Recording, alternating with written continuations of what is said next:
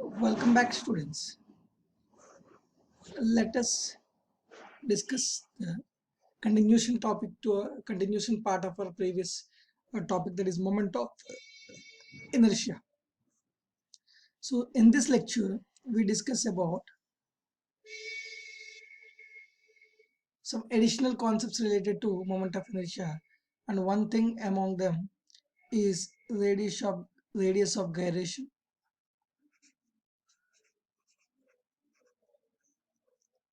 The other part is mass distribution property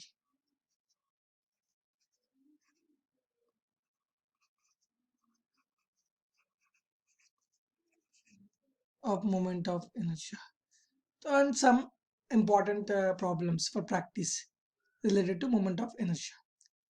So what is radius of gyration first? Radius of gyration, suppose we have studied if a single particle, if this is the axis and single particle of mass m is rotated at a distance of r, what is the moment of inertia of this single particle system? That is m into r square. This r is the perpendicular distance of that mass from the axis of rotation.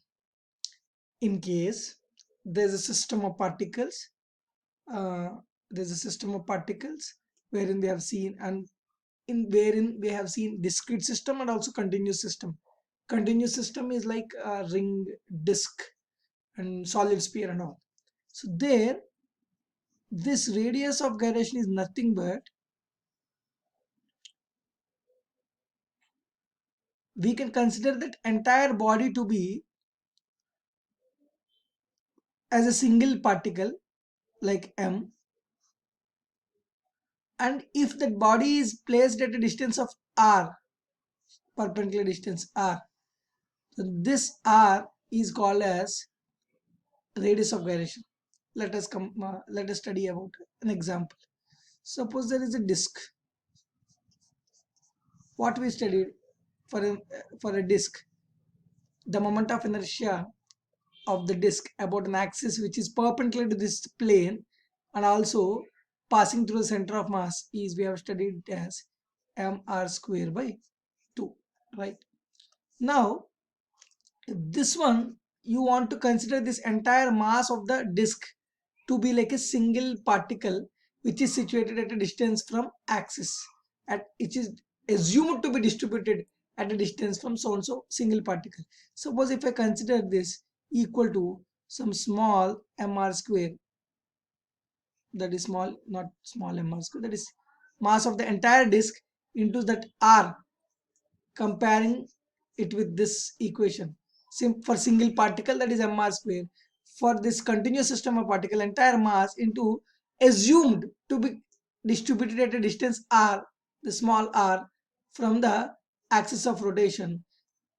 So then you equate both the things, m into capital R square by 2, which is the real moment of inertia of the body, and also m into r square if it is assumed to be a single particle. So now if we derive them, mr square by 2 is equal to m into small r square, cancel, that small r comes to be r by root 2. So now you see, if I consider this entire disk to be a single particle of mass m, and if that mass is at a distance, how much? Single particle is mr square moment of inertia, so I is equal to that mass into what is the distance that it can be assumed to be present, r by root 2 whole square. Then you see what will be the answer, m into r square by 2, which is actually the moment of inertia of the disk.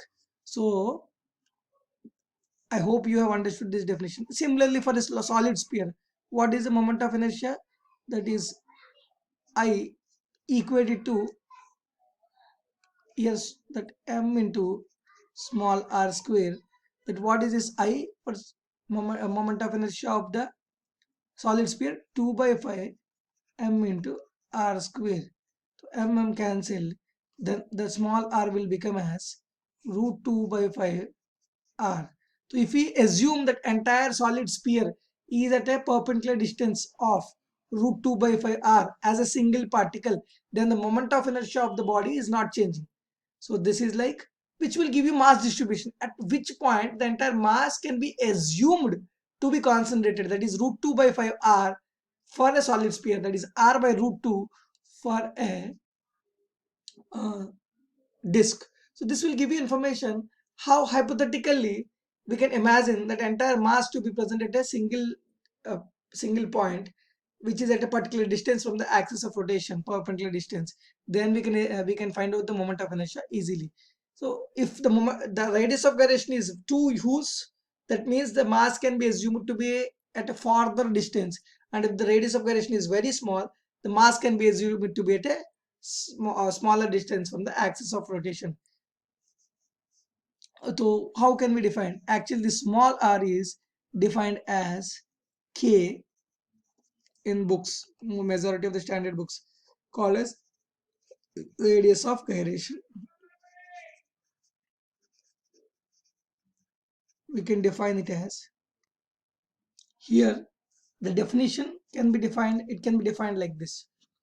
Radius of gyration is, it is the distance from the rotation axis where the mass of the object could be assumed to be concentrated without altering the moment of inertia of the body about that given axis. Moment of inertia is not changed, but entire mass can be assumed to be concentrated at that distance as a single particle.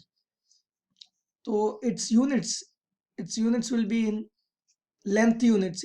Units and dimensions will be of length, meters or centimeters, dimensions of length. Then let us go to another sub part of this lecture, mass distribution property.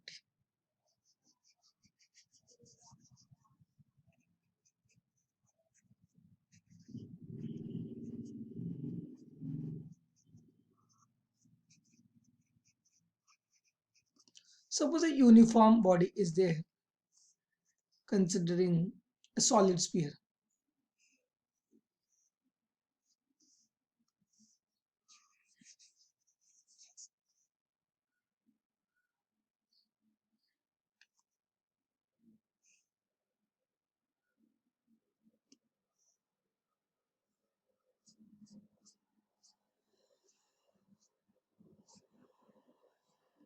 Consider a solid sphere is there, uniform solid sphere.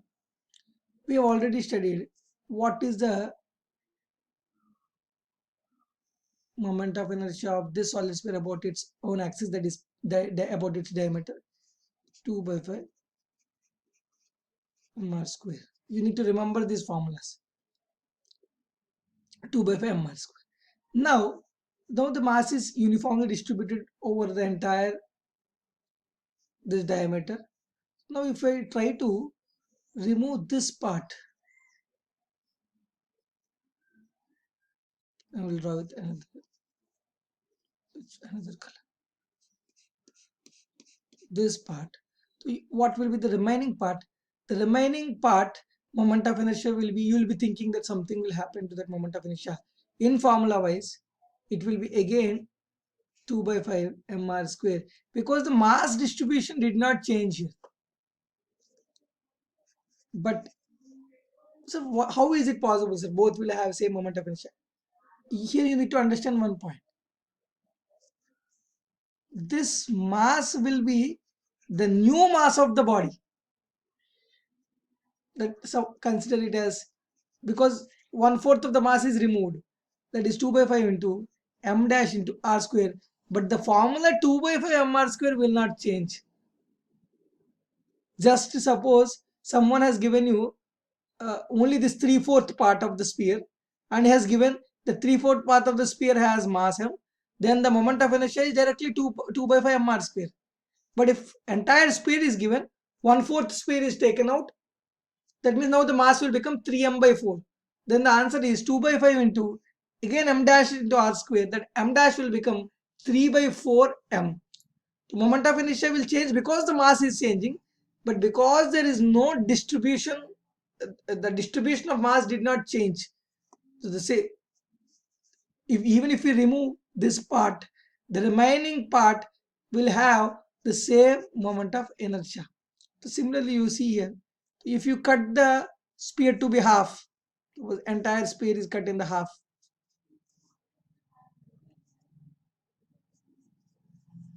Now, if this entire half sphere is having, I'm considering it as m dash mass. Now, if entire sphere is m, that half sphere will have m dash as m by 2 uniform sphere. But the moment of inertia of this half sphere is also 2 by 5 m dash r square, because the mass distribution, how the mass is varying with respect to the axis, is not changed even now. So you see here, so if I add both the spheres, half and half together, so now 2 by 5 m dash square is the moment of inertia of this part, and 2 by 5 m dash r square is the moment of inertia of the second part which is added. So that will give you 2 by 5 into 2 m dash r square. 2 m dash is what? M dash is m by 2. M by 2, 2 get cancelled. Again 2 by 5 m r square. You got the entire moment of inertia of the entire body. So if mass distribution is not changing, you should not worry too much into it. Similar examples we can see here. Suppose there is a thin rod. Thin rod. What is the moment of inertia of this thin rod about an axis passing through its center and perpendicular to the thin rod? That is ml square by 12. Now, if this thin rod just gets extended like a plate like this, same thin rod is trying to expand, I'm just trying to expand that same thin rod. This is of length L and breadth B. Here also the moment of inertia is ml square by 12. Because what happened? Whatever this small amount of part is there, that got expanded into a big sheet, but the mass, the perpendicular distance from the small part perpendicular distance from the axis did not change. Even the small part perpendicular distance from the axis did not change. So mass is distributed exactly in the similar way like the previous small rod. Even the sheet will have ml square by 12. Suppose if the same sheet, that if the moment of inertia has to be calculated about this axis, then it will have, this is breadth B, then the answer will be mb square by 12. Let us see some more examples.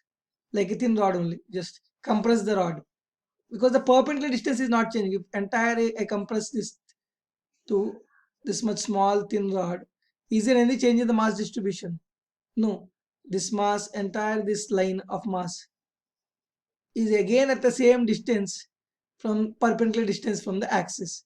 Similarly, you see some other examples.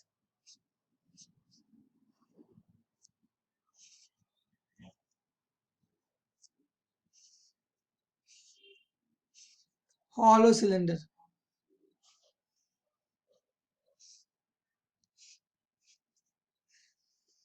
About its axis, you see, if entire hollow cylinder is there, which is of mass m, suppose for a ring, if entire ring is there like this, what is the moment of inertia of the ring about this axis perpendicular to the plane of this ring and also passing through the center, that is m r square.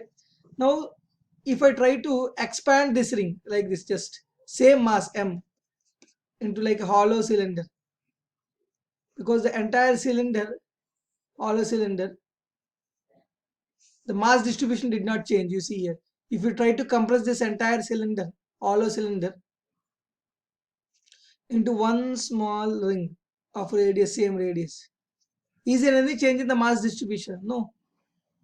Like this small ring, is there any change in the mass distribution? No. The entire mass is present at a distance r from the axis of rotation, perpendicular distance r from the axis of rotation. So this hollow cylinder will also have, due to equal similar mass distribution, it will also have mr square. But then you will have solid cylinder. Similarly, you can answer. Solid cylinder is similar to disk. So what will be the moment of inertia of a solid cylinder about its axis? It's like a compression of it, expansion of a disk. It will be mr square by 2. The similar way, you can use mass distribution property, and if the mass distribution is not at all changing for this uniform bodies, so then you can consider that moment of inertia is also same. But in that formula, the mass might vary considering the given situation, but the formula of the moment of inertia will remain same. Let us go to the next part. Let us see one of the example problems on moment of inertia. Two identical rods, each of mass m and length, are kept as shown in the figure. Then find the moment of inertia of rods about an axis passing through O and perpendicular to the plane of the rods. So whenever we want to get the moment of inertia, this is the rods, two rods.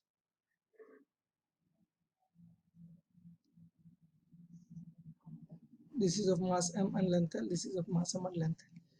So he is asking the moment of inertia of this system about an axis passing through the O and also perpendicular to the plane of the rods. So how to solve these problems? So how we are solving for particles? What are we doing? We are solving for if different particles are present from the axis. What are we doing? m1 r1 square plus m2 r2 square. We are adding the moment of inertia of different particles about the given axis. Similarly, what you should do, the moment of inertia of this system of bodies, that is two bodies present here, is actually the moment of inertia of the first body about the same axis plus moment of inertia of the second body about the same axis. Like m1 r1 square is the moment of inertia of the that single particle about the given axis, and m2 r2 square is the moment of inertia of the that another second particle about the given axis. Similarly, about this axis only we have to find the moment of inertia of this both the bodies and add them. So now what is the moment of inertia of a rod about an axis passing through the edge and perpendicular to the body? This we have already discussed. Like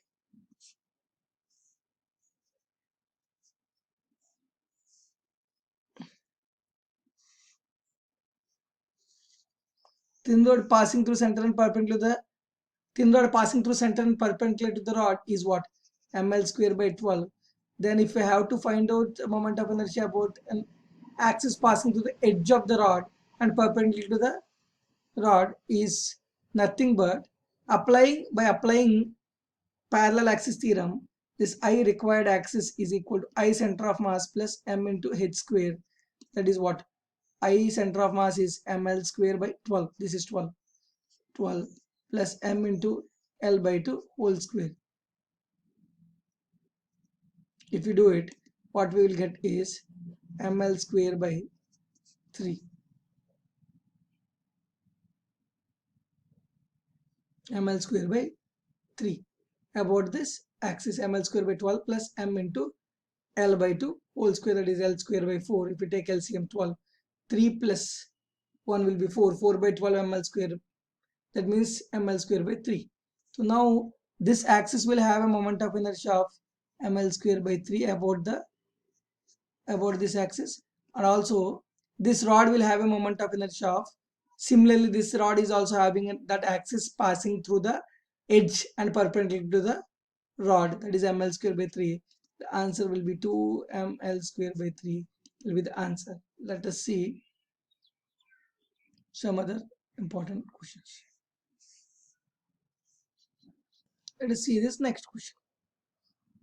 A uniform wire of length L and mass M is bent. A uniform wire, like a wire is there, is bent in the shape of a semicircle of radius r as shown in the figure.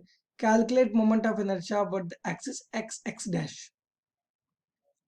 What is the moment of inertia of this semicircle? What we knew, if there is a ring, if there is a, because its wire is bent in the form of semicircle, if there is a ring, it will look like a semicircular ring. If there is a ring, what is the moment of inertia of this ring about its diameter, about an axis passing through its center and perpendicular to the ring is what? mr square. But about this diameter is how much? Because we can consider, already we have discussed, but we can consider this as ix axis, xx dash, y dash. So both the axes are in the plane, and z axis, about z axis is mr square. By using, because it's a flat body or a single planar body, so iz is equal to, we can apply perpendicular axis theorem, ix plus iy. Both are similar here, diameters. 2ix is equal to iz. That means ix is equal to iz by 2, that is mr square by 2. So now, is there any change in the mass distribution if it is a semicircular ring, like we have discussed in the sphere above part? Like you take this entire this ring of m by 2 and keep it on this ring, just fold it in such a way that you will keep it on this ring. So entire mass is again at the same distance like the previous ring, even for a semicircular ring. Formula will not change, that will be how much? M r square by 2. But m dash you will use, but here m dash is again what? Entire mass is at a distance r in the semicircular ring. Here entire mass is at a distance similar to a complete ring. That is why it will also have moment of inertia as mr square by 2. If half ring is cut, that half mass has gone, but here the mass did not go, entire mass is presented that similar to complete ring. Like you cut the half spring and again keep it on the half ring and again keep it on the remaining half part. So like entire mass is present in the ring. So mass distribution is not changing. So moment of inertia will be mr square by 2. This is one good question about symmetrical properties. But what is R? You need to understand here. R is not there in the question. We need to find out. But he has given L length uniform wire is converted into semicircular ring. That is not semicircular ring. What is the perimeter? That is pi r will be the perimeter. That pi r perimeter is converted from where? A L length wire. That means r is equal to L by pi. That implies m by 2 into r square is L by pi whole square. The answer will be ml square by 2 pi square will be the answer for the given situation. Let us go to the next question. You can see this question. Calculate the moment of inertia of an annular disk about an axis which lies in the plane of the disk and tangential to the inner circle, that is AB, and outer circle CD. Mass of the disk is m and its inner radius is r1 and outer radius is r2. This is a quality question. You need to understand this concept will be applied if questions are asked in future in a tough questions. This is one of the standard question, but you can apply the concept that I'm teaching here for further questions ahead. So how to do this problem, how to approach this problem first? Many students will try to remember the answer of this problem, but still I would suggest to understand the situation of the problem. How do you solve it? Suppose entire disk is present, what will you give an answer? Suppose if entire disk is having a mass m, what will and the axis which is perpendicular axis, what is this axis? Okay, about this axis, if someone asks you about an axis passing through center and perpendicular to the plane of the disk, what will you give? The answer is, suppose I'm considering this as radius r2, the answer will be simply mr2 square by 2 for a disk. We have already given the formula in the previous lecture. Now, but is it a complete disk? No, some part of the disk is cut in between. Suppose someone asks you what is the moment of inertia of the disk about this axis, that is which is passing through the center but in the plane itself, like the diameter. This we have already discussed. Whatever we have, that is mr2 square by 2, is actually iz, because it's a planar body. Iz is equal to 2ix, which is like diameters, two diameters, and are perpendicular to each other. Ix plus iy is equal to iz. Then ix will become as mr2 square by 2 divided by 2 by 2. That is mr2 square by 4 is our answer. Now we got this two value. But if someone asks you what is the moment of inertia of this body,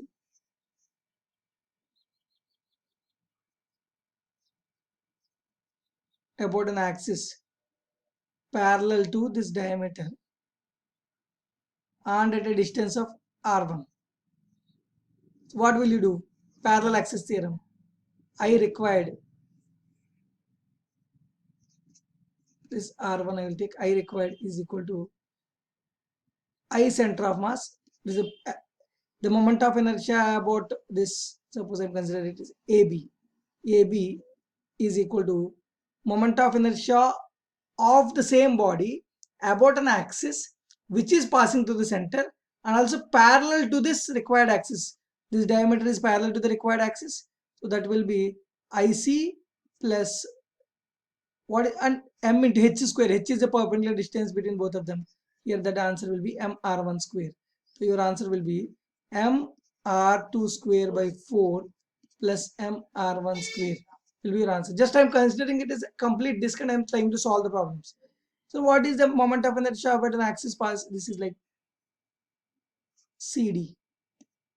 So similar concept, IR2, that is CD, is equal to IC, which is the moment of inertia of the body about an axis which is parallel to the CD, that is the diameter, and passing through the center of the mass, that is nothing but diameter, plus mr2 r2 square, I mean to h square. H is what?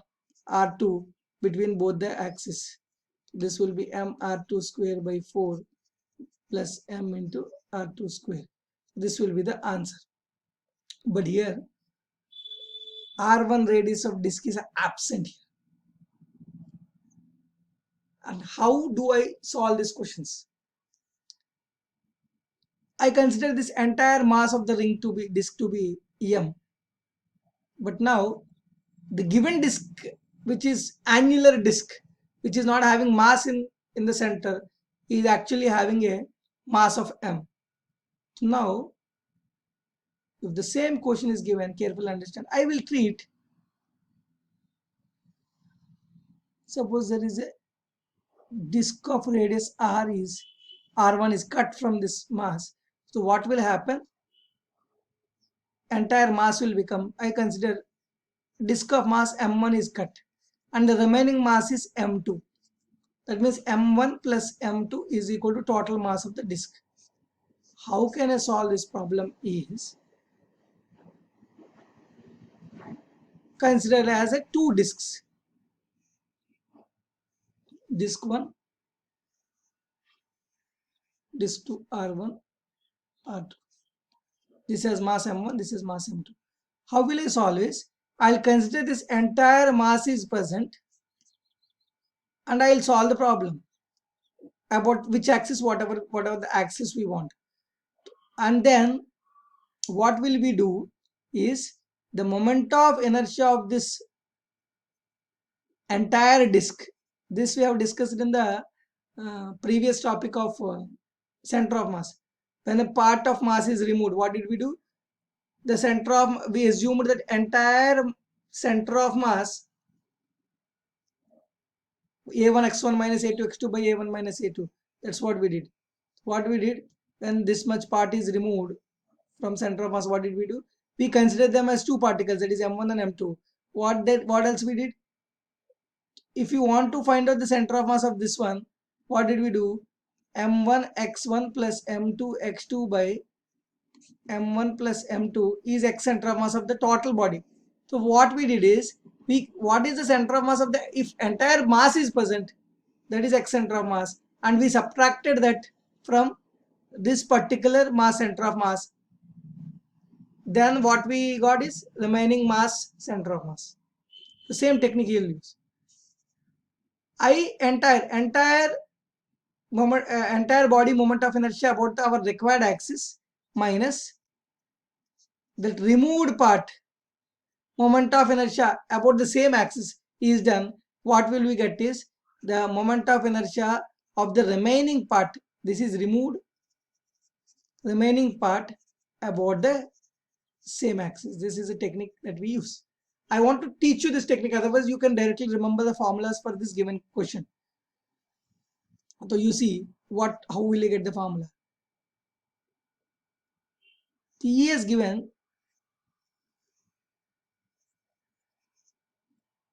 this disk mass as m, already has given that remaining part mass as m. So what will I do? I will assume that what if that the entire disk is present? What is the mass of the disk? What if that removed part mass of the removed part disk? Let me see. This mass m is distributed. Carefully listen from here. Mass m is distributed above. The mass m is distributed in an area because thickness is almost everything is uniform. Only with if area is half, mass will become half. If area is double, mass will become double. So that entire mass is distributed over pi into r2 square, that is the entire disk, minus area minus r1 square. Pi r2 square is total area, pi r1 square is removed area. This is the how this mass is distributed over this area. The areal density we will get it is how much for 1 unit of area, how much mass is present for 1 unit of area, how much mass is present, question mark. So by cross multiplication what we'll get is m by pi into r2 square minus r1 square will be the areal density sigma for the given ring. Simple as. Now what is how to solve the moment of inertia problem about this axis? I'll do first, then I'll use the parallel and perpendicular axis theorem about the center of mass. Then Iz is equal to what we know. For entire disk is present, what is the answer? Mass of the entire disk into radius of the entire disk is r2 square divided by 2 is the formula, mr square by 2. Entire disk mass into r2 square by 2. What is entire disk mass if present? So that mass will be sigma into pi into r2 square. Sigma is the areal density into pi r2 square is the entire disk area, is entire disk mass into r2 square by 2 is Iz. If entire disk is present about the z axis, that about an axis passing through center and perpendicular to the plane, what will be the answer here?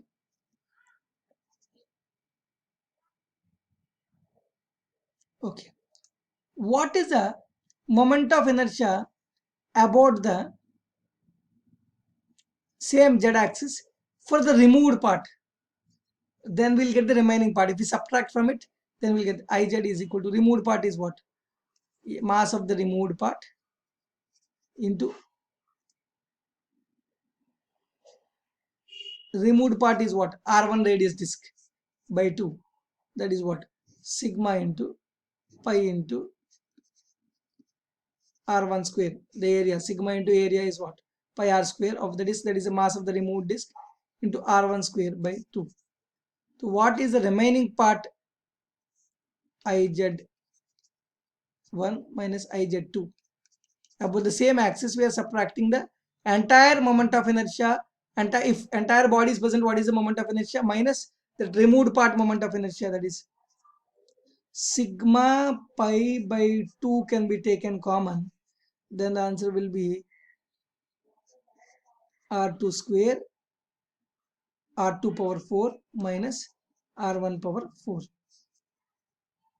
This, if it is more, sigma is what? The given mass m by pi into r2 square minus r1 square into pi divided by 2 into r2 power 4 minus r power r1 power 4. This pi gets cancelled. This r2 power 4 minus r1 power 4 can be written as, from basic mathematics, a power 4 minus b power 4 can be written as a square plus b square into a square minus b square. That is, a square minus b square can be written as a plus b into a minus b. Using that concept, a power 4 minus b power 4 can be written as a square whole square minus b square whole square. That is a plus b into a minus b. That where a is a square plus b, a is a square, b is b square. So a square plus b square minus into a square minus b square is the answer. So if we expand this m by 2 into r2 square minus r1 square into r, this can be written as r2 square minus r1 square into r2 square plus r1 square. Cancelling out this one, what we get is m by 2 into r2 square plus r1 square is the remaining part, that is nothing but the annual ring part moment of inertia about an axis passing through the center and perpendicular to the disk. But now what we want about two axes. Now this is the way you approach and solve this problem. What we want is, we want moment of inertia about so and so particular axis, this axis AB and this axis CD. If we know, if you want to get this one, we have to get a moment of inertia of an axis passing to the center and parallel to this axis, that is nothing but IZ. Parallel axis is what, IX or IY. That will be 2IX is equal to IZ, that is IX is equal to IZ by 2. That will be remaining part, center of mass will be, which is in the plane, is m by 4 r2 square plus r1 square. Then the remaining part can be answered very simply by using parallel and perpendicular axis theorem. This is removed part about the center of mass axis parallel. Then IAB will be equal to that I removed part about the center of mass, which is parallel, plus m into r1 square. That is m by 4 into r2 square plus r1 square, which is the removed part moment of inertia about an axis which is passing to the center but in the plane, that is diameter, plus parallel axis m into h square, that is r1 square. Similarly, ICD can be solved very easily by saying m by 4 r2 square plus, which is parallel to this one, again this one only, m into h square. H is what, m into r2 square. This is a very quality problem. Why? Because this approach is used in further problems, like in 2 or 3 times JEE mains this question is asked, and NEET also 1 year they asked on this concept itself, how a pure disk is present or a pure solid sphere is present, and from that a r by 2 radius sphere is cut. Now what is the moment of inertia of the remaining part of the sphere about a diametrical axis? So what we should do, about the same diameter, you should find out the moment of inertia of the entire body, and from the same axis you should find out the moment of inertia of this removed body, and then subtract the entire body moment of inertia about this axis minus removed part moment of inertia about the same axis. Then you will get the moment of inertia of this remaining part of the body. The same technique that applied here, you can use the technique to this kind of problem also and can solve. This is one of a very important, most valuable technique that you use in problem solving strategies.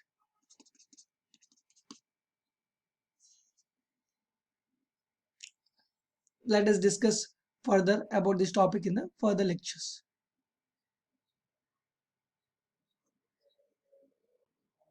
Thank you, students.